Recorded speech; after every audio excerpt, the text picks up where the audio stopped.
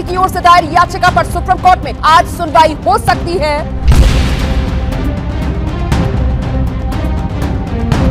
ED ने अपनी अर्जी में आरोप लगाया कि टीएमसी समर्थकों ने हाईकोर्ट की सुनवाई हाईजैक करने की कोशिश की। ईडी ने आरोप लगाया कि हाईकोर्ट की सुनवाई से पहले व्हाट्सएप ग्रुप के जरिए टीएमसी समर्थकों को जिताया गया। ईडी ने सुप्रीम कोर्ट में याचिका दाखिल करके पश्चिम बंगाल की मुख्यमंत्री ममता बनर्जी, डीजीपी राजीव कुमार और कोलकाता पुलिस कमिश्नर मनोज कुमार को पक्षकार बनाते हुए इनके खिलाफ तत्काल एफआईआर दर्ज करने की मांग की है।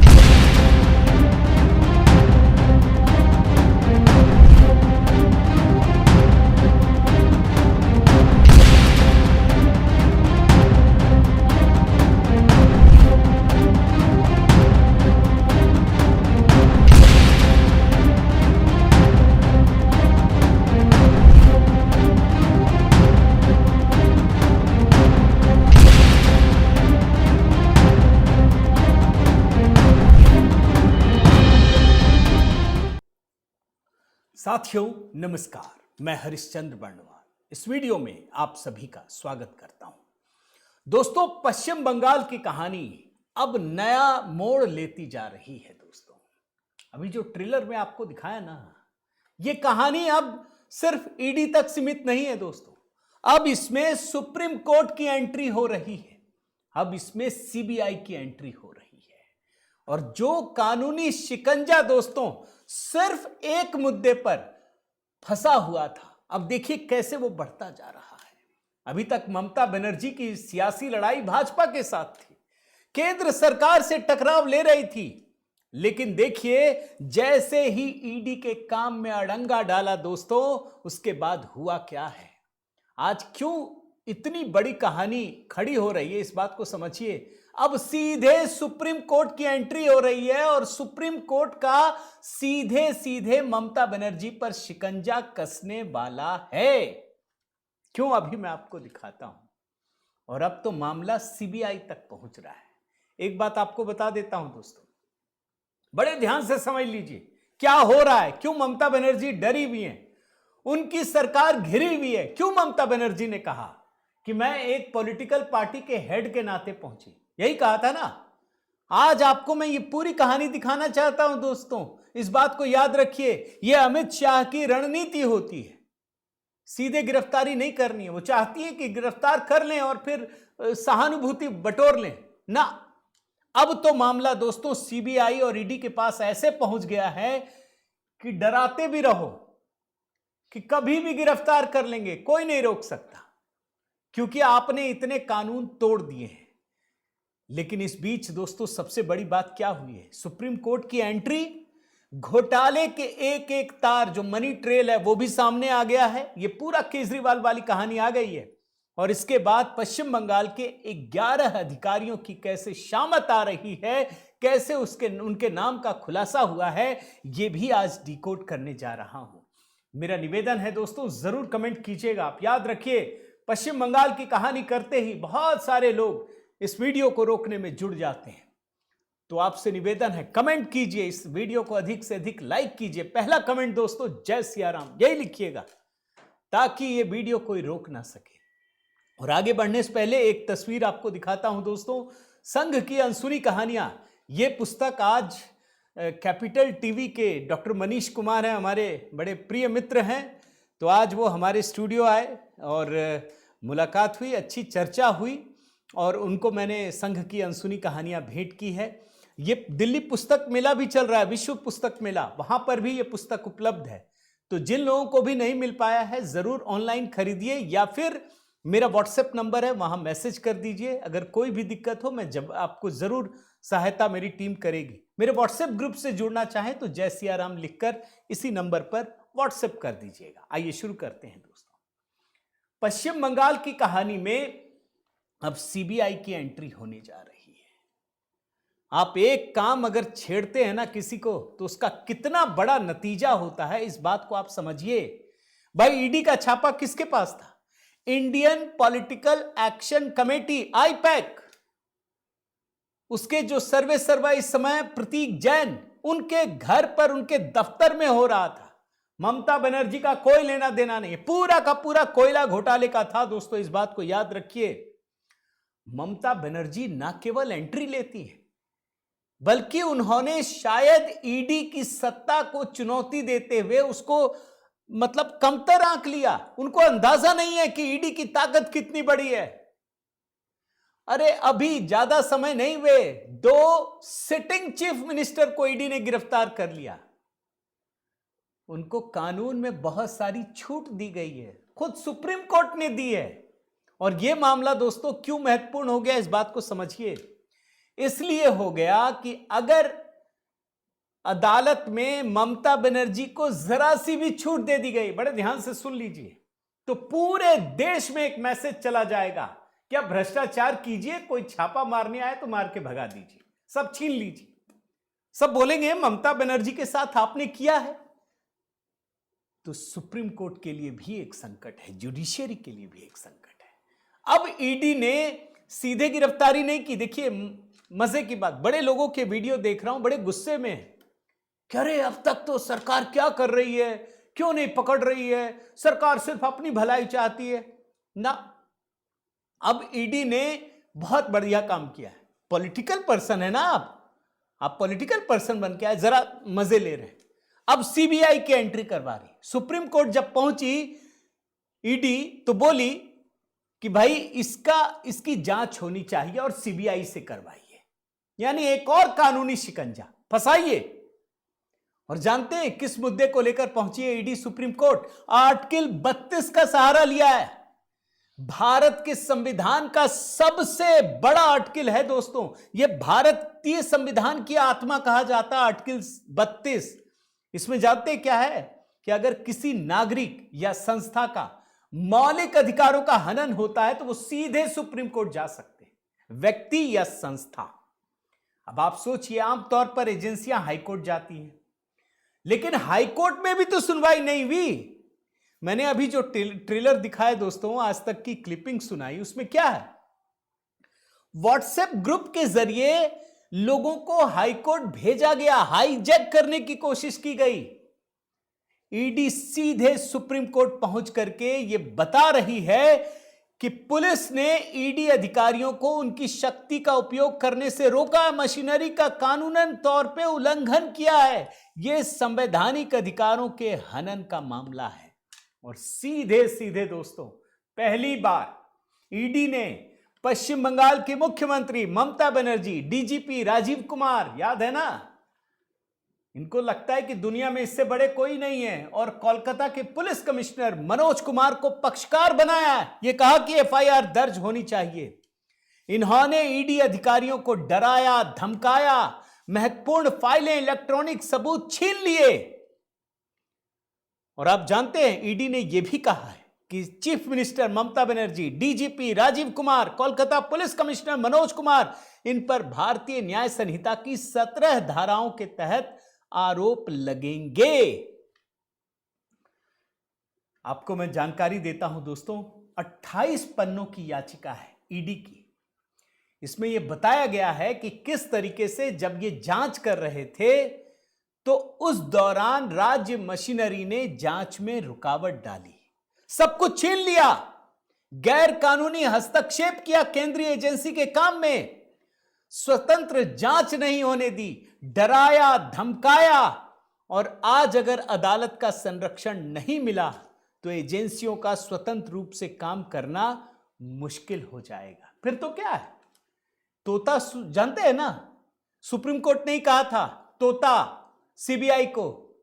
आज अगर सुप्रीम कोर्ट ने नहीं किया ना तो ये फिर से तोता ही बन जाएंगे, कुछ नहीं कर पाएंगे। फिर तो ढोल बजाते रहिए, भ्रष्टाचार का कुछ नहीं होगा। भ्रष्टाचार कीजिए, एजेंसियां आइए, मार के भगा दीजिए, सब छीन लीजिए और बोलिए कि ममता को तो आपने छूट दी। ये जुडिशियरी के लिए बहुत बड़ा संवैधानिक संकट है दोस्तों। और एक बात याद रखिए, ममता बनर्जी की सरकार को समझ में आ गया है, बचना मुश्किल है। यहां तो बहुत बड़ी मुसीबत में फंस गई है। इसीलिए कैबिनेट दाखिल किया है कि बिना हमको सुने कोई आदेश मत पारित कीजिएगा। अच्छा, ये मामला कितने का है दोस्तों? 2742 करोड़ का घोटाला है। पीएमएलए के तहत कार्रवाई हो रही थी। धारा 17 के तहत रीजन टू बिलीव, इसके बाद यह सर्च ऑपरेशन चल रहा था। ईडी का दावा है दोस्तों कि 20 करोड़ रुपए से अधिक की राशि हवाला चैनलों के जरिए आईपैक तक पहुंचाई गई। अच्छा, यह मामला दोस्तों पहले हाईकोर्ट में ही पहुंचा था, सिंगल जज की बेंच। वहां इतनी भीड़ जमा कर दी गई, बड़े ध्यान से सुनिए, इतनी भीड़ जमा हो गई कि सुनवाई हो ही नहीं सकी, अराजकता फैला दी गई। तो क्या पश्चिम बंगाल में संविधान चलता नहीं है क्या? ईडी जांच नहीं कर सकती, हाई कोर्ट में सुनवाई नहीं हो सकती। ईडी ने मांग की है कि सीबीआई की निगरानी में मुख्यमंत्री और पुलिस की भूमिका की जांच होनी चाहिए। जितने एविडेंस ये छीनकर भाग गए उनको वापस लौटाए जाने चाहिए। सीसीटीवी फुटेज सुरक्षित रखा जाना चाहिए और ईडी के काम में बंगाल में कोई हस्तक्षेप नहीं होना चाहिए।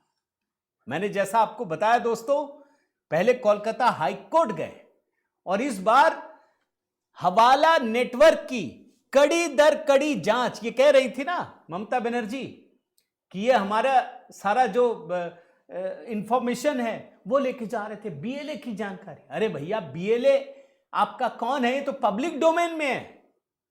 ऐसी कौन सी जानकारी है जो पब्लिक डोमेन में नहीं है? भाई, आप पॉलिटिकल पार्टी है, खुलकर लड़ती है चुनाव। दरअसल इसके पीछे कुछ और है दोस्तों, वरना मोबाइल छीन के मुख्यमंत्री ले जाए ये संभव नहीं है। मैं जरा कुछ चीजें आपको बताता हूं, कैसे हवाला नेटवर्क की कड़ी दर कड़ी डॉट्स मिलाए गए। ईडी ने कहा है कि पश्चिम बंगाल में कोयला तस्करी से प्राप्त अपराध की धनराशि को घरेलू और अंतर्राष्ट्रीय हवाला चैनलों के माध्यम से भेजा गया और इसका उपयोग राजनीतिक अभियानों को वित्त पोषित करने के लिए किया गया। एजेंसी ने साफ साफ जानकारी दी है जो मैं आपको बोल रहा हूं। गोवा का चुनाव, गोवा विधानसभा चुनाव याद कीजिए 2021-22, आईपैक यही संस्था काम कर रही थी वहां पे। टीएमसी पूरी ताकत के साथ लड़ रही थी। अब ईडी ने सब कुछ खोल के रख दिया है कि ये पैसा वहीं पहुंचा है। अब पैसा कहां से कहां जाना है? कोलकाता से गोवा जाना है। 20 करोड़ रुपए का मामला है, लेकिन सीधा भेजेंगे तो जांच हो जाएगी। आप समझ रहे हैं कैसे पहुंचा? 6 हाथ से, ताकि कड़ी ना जुड़ सके या पता ना चल सके। मतलब ए ने बी को दिया, बी ने सी को दिया, सी ने डी को दिया, डी ने ई को दिया और फिर वो गोवा में पहुंचा। पता ही नहीं चलेगा कहां से कहां पहुंचा, कितना जांच कीजिएगा। और एक बात ध्यान रखिए, ईडी के मुताबिक जांचकर्ताओं ने पैसे की कड़ी को नई दिल्ली स्थित एक non banking financial services company के पूर्व निदेशक तक ट्रेल किया। आरोप है कि इसी व्यक्ति ने मुन्ना नामक एक शख्स से संपर्क कर रकम को आगे बढ़ाने की व्यवस्था की और फिर यह धीरे धीरे गोवा तक जाकर पहुंची है। मैं जरा इस कड़ी को और आगे बढ़ाता हूं दोस्तों। ईडी को दिए बयान में, चूंकि ईडी ने पूरा होमवर्क किया है, ऐसे नहीं कि अचानक से पहुंच गई।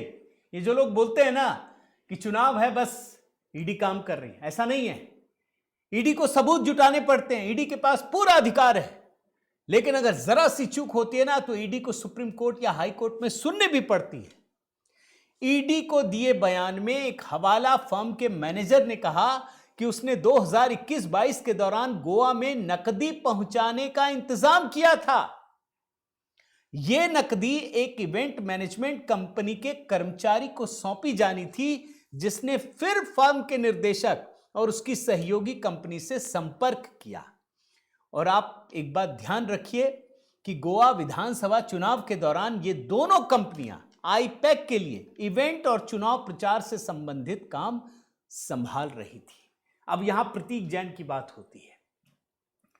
भाई, जब प्रशांत किशोर आईपैक के हेड थे, पिछले चुनाव को कर रहे थे, यही तो टीएमसी ने कहा, तब तो आपने नहीं किया।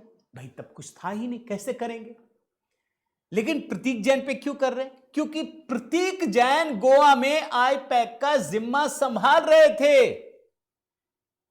गोवा में जो कुछ भी चल रहा था वो प्रतीक जैन ही संभाल रहे थे। और आपको जानकर आश्चर्य होगा दोस्तों कि जो जानकारियां ईडी को प्राप्त हुई, उसी के आधार पर 8 जनवरी को नई दिल्ली और कोलकाता में 10 स्थानों पर छापेमारी या तलाशी की गई। अच्छा, इसका पैसा कैसे निकलता है जरा उसके बारे में भी आपको बताते हैं। एजेंसी ने आरोप लगाया है कि हवाला के जरिए भेजी गई ये रकम अनूप मांझी उर्फ लाला के नेतृत्व में कोयला तस्करी गिरोह से आई, जिस पर ईस्टर्न कोलफील्ड्स लिमिटेड यानी ईसीएल के परिसरों से कोयला चोरी करने और अवैध रूप से निकालने का आरोप है। अब ईडी ने क्या जानकारी दी है वो भी मैं आपको बताता हूं दोस्तों। वैसे ईसीएल के बारे में आप जानते होंगे, जो ईस्टर्न कोलफील्ड्स लिमिटेड, ये पश्चिम बंगाल और झारखंड के कुछ हिस्सों में कार्यरत एक केंद्रीय सार्वजनिक क्षेत्र की कोयला उत्पादक कंपनी है। अब होता क्या है मैं आपको बताता हूं। कोयला दोस्तों बांकुड़ा, बर्धमान, पुरुलिया और मध्य बंगाल के कुछ जगहों पर चोरी छिपे खरीदते हैं। अब कोयले की खदान है भाई, जो लोकल जिम्मा है वो तो इन्हीं के पास है ना, तो ये चुरा लेते हैं, उसको बेचते हैं और सारा धन कैश में लेते हैं, इस बात को ध्यान रखिए। लेकिन चूंकि ये बड़ी रकम होती है, आप सीधे ले जा करके इतना 20 करोड़ कहां से लेके जाएंगे, तो वो इधर इधर इधर उधर हो करके फिर ये भेजा जाता है। और आपको एक और जानकारी देता हूं दोस्तों, अनूप मांझी और अभिषेक बनर्जी का कनेक्शन जरा सुनिए। अनूप मांझी अवैध कोयला खनन सिंडिकेट का मास्टरमाइंड था। वो ईसीएल के लीज क्षेत्रों से चोरी किए गए कोयले की खुदाई और उसके परिवहन की पूरी व्यवस्था संभाल रहा था। और ईडी की फाइलों में यह भी दर्ज है कि अनूप मांझी के खिलाफ साल 2000 से 2015 के बीच अवैध कोयला खनन और चोरी से जुड़े 16 मामले दर्ज हुए थे। और दोस्तों जांच एजेंसियों ने यह भी दावा किया है कि कोलकाता के चौरंगी इलाके में अनूप मांझी की हजारों सूटकेस कंपनियां चल रही थी। इन कंपनियों के जरिए अवैध पैसे का लेन देन किया जाता था और सत्ता के गलियारों तक पैसे पहुंचाई जाती थी, रिश्वत की रकम। ईडी ने बाकायदा अप्रैल 2021 को गंभीर आरोप लगाया कि अभिषेक बनर्जी के परिवार को राजनीतिक संरक्षण की गहरी व्यवस्था के तहत अवैध कोयला खनन से मिले काले धन को पहुंचाया गया। कांड तो हो गया दोस्तों। ईडी कुछ और कर रही थी।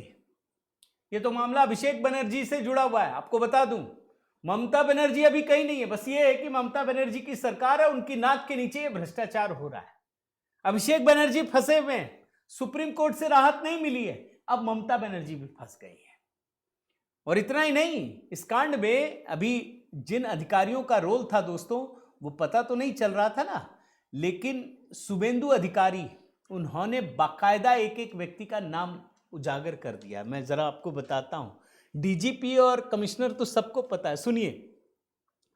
Priyavrat Roy IPS, Shantanu Sinha Biswas, inspector Ayan Bhowmik, inspector Bijitashwa Raut, SI Ruhul Amin Ali, SI Sudip Banerjee, SI Leena Bhattacharya, SI Mrityunjay Roy, SI Saikat Biswas, SI Mahadev Kaviraj, ASI Somen Biswas, ये सारे नाम है दोस्तों। 11 अधिकारी हैं। सुप्रीम कोर्ट में बचेंगे कोई नहीं, आप छीन करके भागे। आपको क्या लगता है कि बस ममता बनर्जी ये कर लो कुछ भी, फिर तो कोर्ट के लिए भी सवाल खड़ा हो जाएगा। फिर तो ये जो बोलते हैं ना कि जाके जांच कीजिए, कोई नहीं कर पाएगा। फिर तो जहां जाएंगे वहीं मार के भगा देंगे। इस मामले में ममता बनर्जी के खिलाफ कार्रवाई तय है दोस्तों, उन्हीं के खिलाफ कार्रवाई होगी। लेकिन अच्छी बात यह है कि जो केंद्रीय जांच एजेंसियां हैं उसने एकदम अफरा तफरी नहीं मचाई, पूरी तैयारी की है। अब सीबीआई को लाने की तैयारी है, ताकि जब 2 जांच एजेंसियां एक साथ काम करेंगी ना, तो उनके लिए मुश्किलें और लगातार बढ़ेंगी। और मैं इसलिए मानता हूं इसको महत्वपूर्ण दोस्तों कि जैसे जैसे बंगाल चुनाव आएगा, आप याद रखिए वहां धमकी का मामला बड़ा चलता है, भय। भाई ममता बनर्जी ने कोई छोटा काम नहीं किया दोस्तों, उन्होंने सीधे सीधे बंगाल के अपने एक एक कैडर को दे दिया कि जो करना है कर डालो, मैं तुम्हारे साथ हूं, डरने की जरूरत नहीं है, मैंने इतना बड़ा कानून तोड़ दिया, तुम क्यों डरते हो।